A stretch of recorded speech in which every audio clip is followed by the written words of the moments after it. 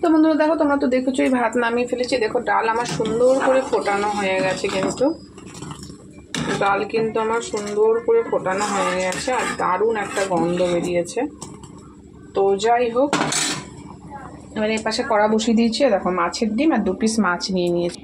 কখনো এইভাবে তোমরা ডাল খেয়ে দেখো, খুব সুন্দর লাগবে। দেখো ডালের কালারটাই কত সুন্দর এসছে। তো চলো মাছের ডিমের মধ্যে একটুখানি নুন হলুদ একটু সামান্য লঙ্কার গুঁড়ো এগুলো দিয়ে মেখে নেবো, আর মাছটাকে তো নুন হলুদ মাখিয়ে নেবো। তো বন্ধুরা কড়া গরম হয়ে গেছে, হচ্ছে তেল দিয়ে দিলাম কড়াতে।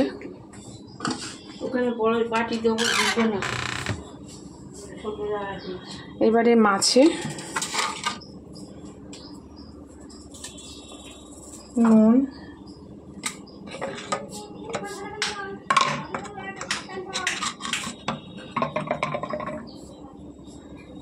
হলুদ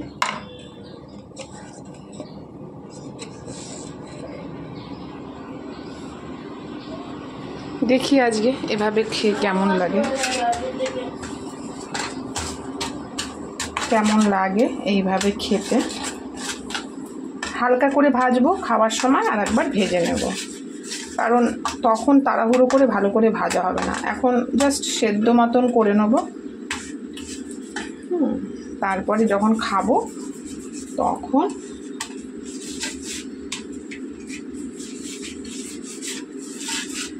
ভালো করে ভেজে নেব। তো চলো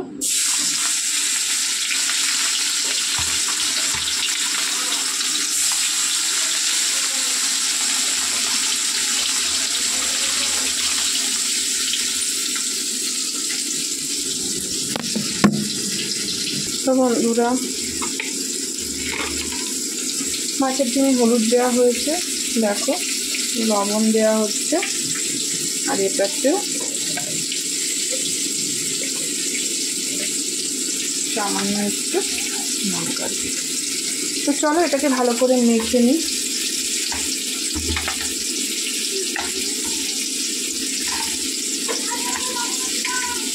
এর মধ্যে কিছু দেব না, আমার এটা এমনি ভালো লাগে।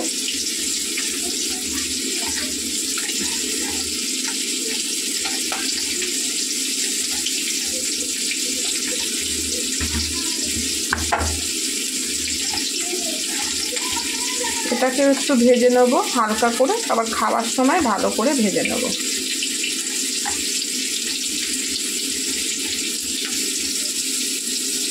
আজকে রান্না এই ভালোই লাগবে কিন্তু গরম ভাতে ডাল দিয়ে খেতে।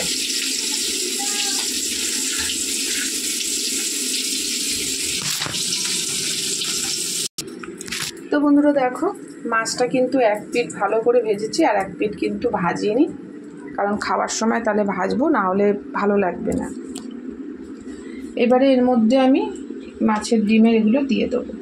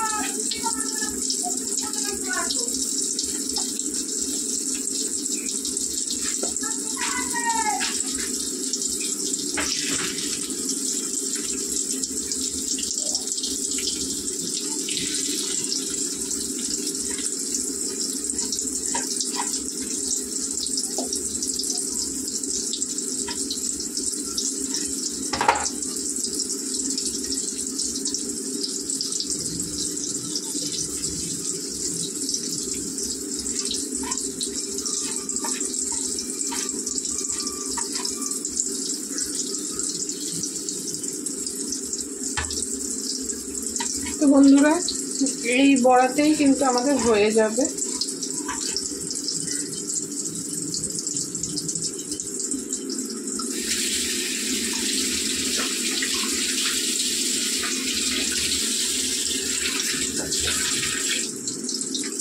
তো আর লাগবে না।